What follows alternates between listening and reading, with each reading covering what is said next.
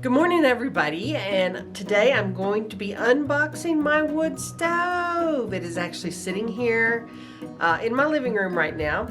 We're going to talk about what I've done so far as making a space for it. I'm also going to show you the tile that we got for it, what we picked out, what color it is. You'll see kind of what we're going to do there.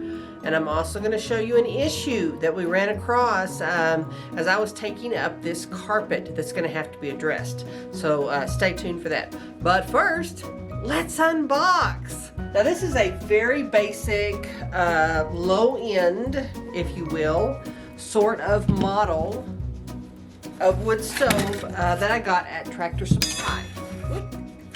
It's put out by United States Stove Company, and it is rated for 1,200 square feet, which is about the size that my house is.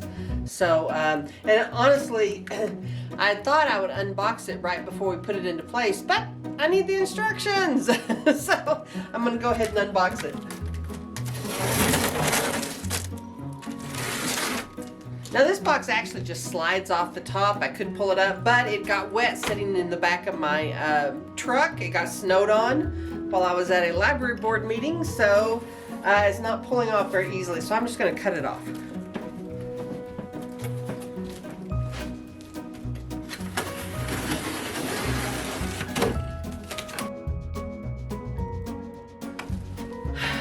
Y'all, we set it in here backwards. Huh. Well, that's interesting. Theoretically, I can turn it around. It weighs about 250 pounds. You know, when you're doing these projects, it's always something.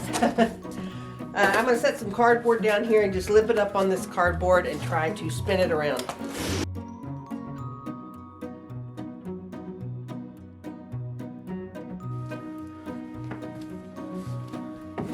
Now I basically just need to open the front door of this. I don't necessarily need to take the whole thing apart. So that's what I'm going to try and do.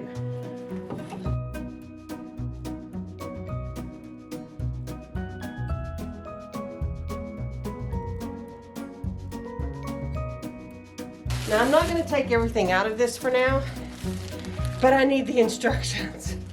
So we have our instructions, and I'll be reading those thoroughly.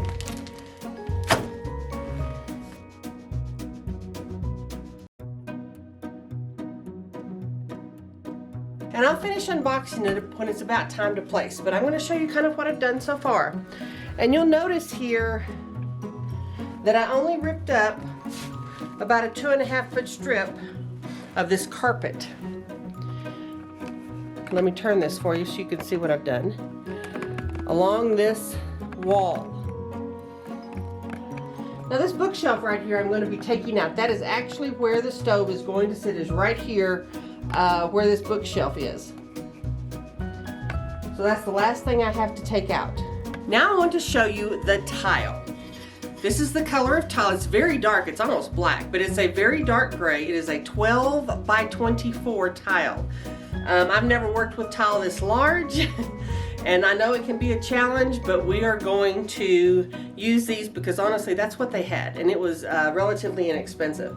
And so we're going to be using these tiles underneath the wood stove, and we'll be doing that first. I'm going to be using a very dark grout as well. The stove is black, so it'll look good sitting on this. And of course, if I drop a log on it, it's not going to look that burnt now, is it? So those were all pluses.